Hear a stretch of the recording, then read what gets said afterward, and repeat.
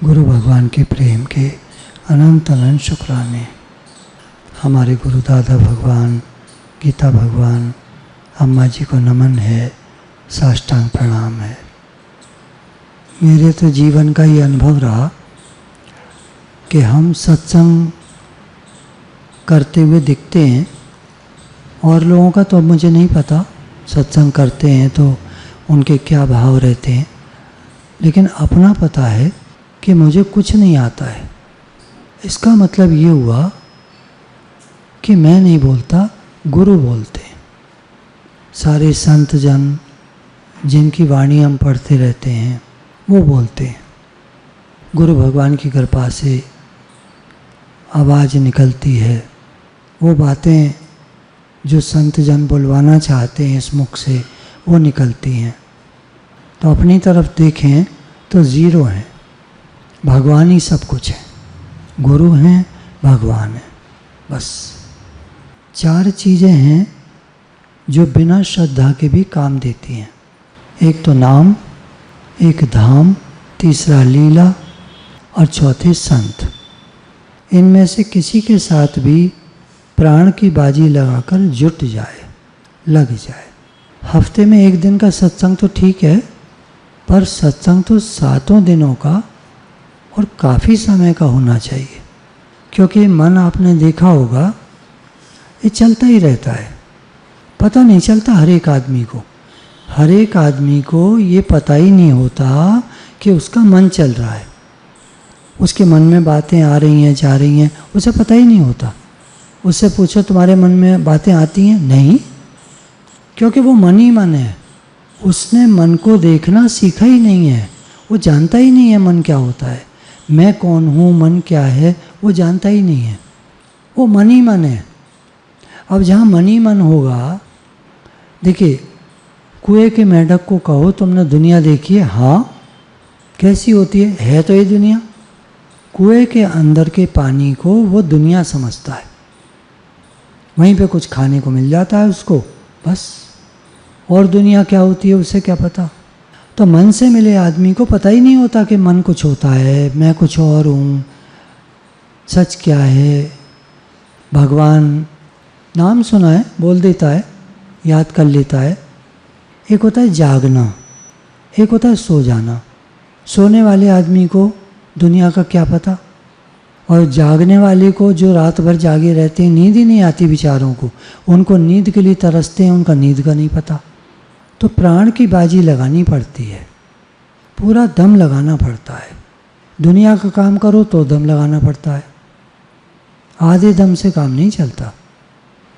दुकान आधे दिन खोलो, आधे दिन बंद कर दो। सुबह जल्दी खोलो, रात को देर में बंद करो, उसकी दुकान चलती है। मोटा मोटा ज़्यादातर देखते होंगे आप, दम लगाना पड़ता है हर चीज़ में। भगवान की तरफ चलना है तो दम लगाना पड़ता है। नाम से जुड़े तो फिर ऐसा हो जाए कि नाम छूटे नहीं।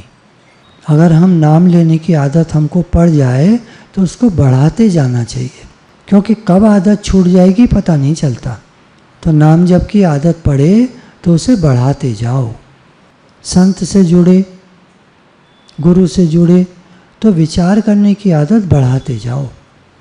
सत्संग, संत से जुड़े तो सत्संग, तो सत्संग में मन लगाओ, विचार करो, पढ़ो लिखो, पढ़ो लिखो, डायरी बनाओ, ज्ञान के पॉइंट्स बनाओ। फिर धाम, धाम 2 तरह के होते हैं। एक तो वो होते हैं जो सारी दुनिया जानती है, वृंदावन धाम है, हरिद्वार धाम है, 4 धाम की यात्रा है, बद्रीनाथ, केदारनाथ, इस तरह गंगोत्री, यमुनोत्री धाम है, जगन्नाथपुरी धाम है, द्वारकानाथ धाम है, रामेश्वरम धाम है, ऐसे होता है ना। ये तो सबको मालूम है। दूसरे धाम होते हैं जो हमारे गुरु का दर होता है, वो भी धाम होता है। वो धाम पर जाकर हमको उतनी शांति नहीं मिलती जितने गुरु के दर पर जाकर हमको शांति मिलती है। मेरा तो यही अनुभव है, आपका पता नहीं।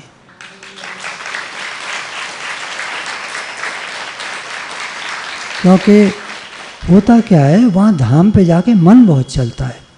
मैं पहली बार जब हरिद्वार गया, पहले तो बस में गया था, वो तो एक अलग बात थी। एक बार गाड़ी लेकर गया तो मैंने पूछा, जहाँ धर्मशाला में ठहरे थे, कि बाहर गाड़ी खड़ी कर देना। बोले ना, यहाँ मत खड़ी करना, चारों पहिए गायब हो जाएंगे रात को। मैंने कहा हरिद्वार में? हमारे शहर में तो गायब नहीं होते कभी, गाड़ियाँ कितनी खड़ी रहती हैं। बोले यहाँ नहीं, यहाँ तो चोर चक्के रहते हैं। बताइए। वृंदावन में एक बार मैंने एक कैसेट ले रहा था एक दुकान से भजन की। मैंने पूछा यहाँ वृंदावन धाम में संत कोई मिलेंगे अच्छे जिनसे मैं बातचीत कर सकूं?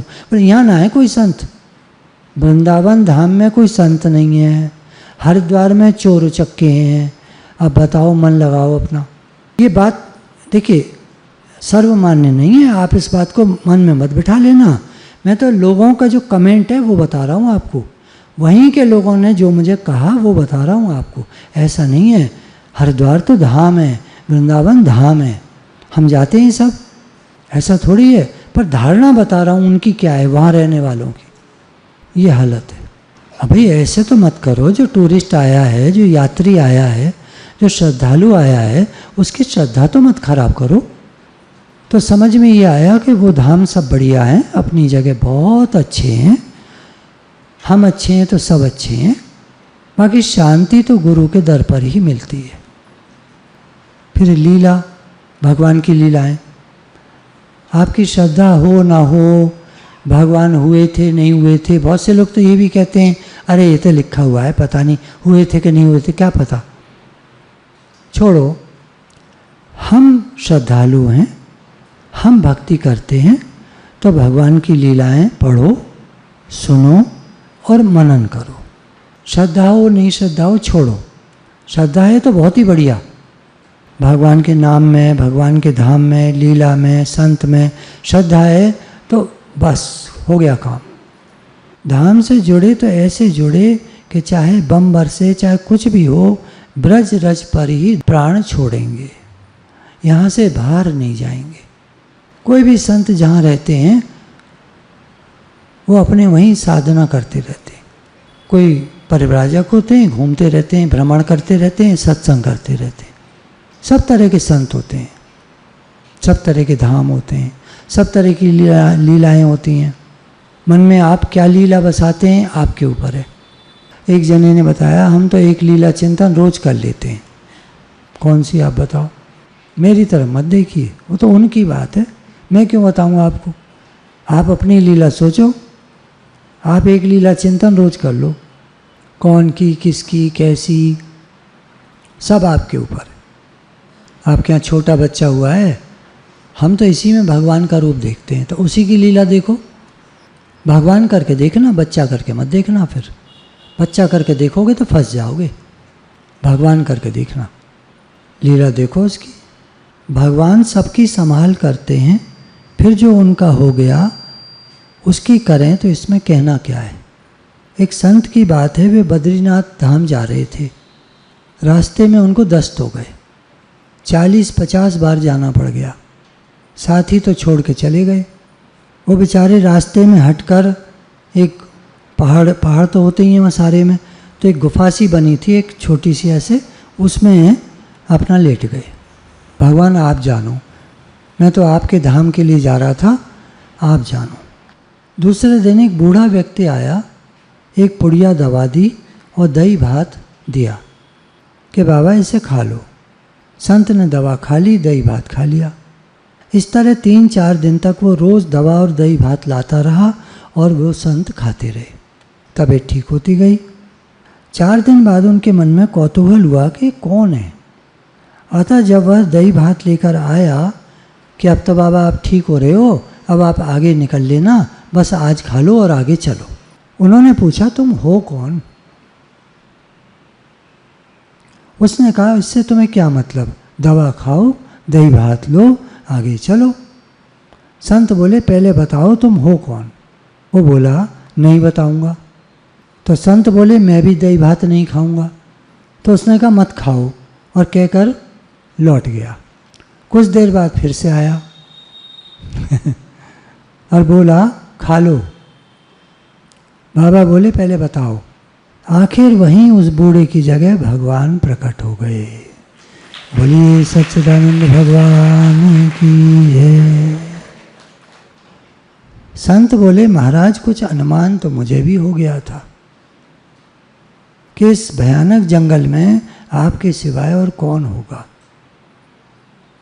पर नाथ आप स्वयं, क्या स्वयं आप इस प्रकार की सेवा भी करते हैं? भगवान बोले जहाँ कोई होता है वहाँ तो प्रेरणा कर देता हूँ, वो व्यक्ति कर देता है, और जहाँ कोई नहीं होता वहाँ स्वयं आ जाता हूँ। हम सोचते ना हम अकेले हैं, घर में अकेले पड़े, कोई बीमार होते ना घर में अकेले पड़े होते हैं। अगर वो भगवान का भजन करें तो भगवान प्रकट होकर कुछ न कुछ करेंगे। पर अक्सर आपने देखा होगा बूढ़े और बीमार भजन कर नहीं पाते क्योंकि वो दम नहीं रहता जिससे भजन किया जाए।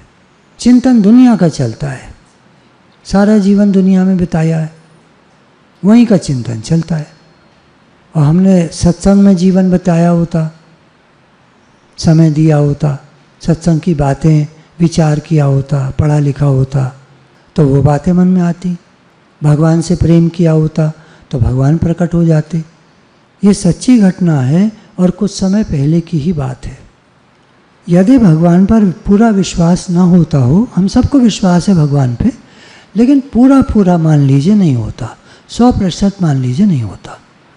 जैसे कोई कहे भगवान करा देंगे तो आप मन में सोचते हैं कहाँ करा देंगे, करना तो खुद को ही पड़ेगा। मान लीजिए ऐसे आता है तो भगवान से पूछिए कि हे नाथ ये विश्वास मैं कहाँ से लाऊं? विश्वास कोई पैसे से खरीदने की चीज़ तो है नहीं। कोई कहता है उपाय करो, उपाय बताता है, पर हे नाथ क्या करूं, उपाय मुझसे होते नहीं।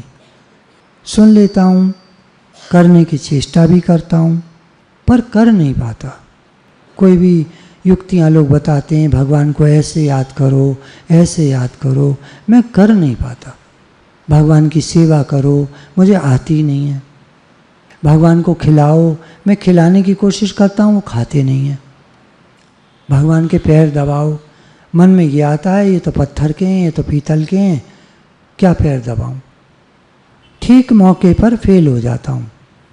तो अब आप ही बताओ भगवान मैं कैसे करूं? हे नाथ मैं क्या करूं? कहाँ जाऊं?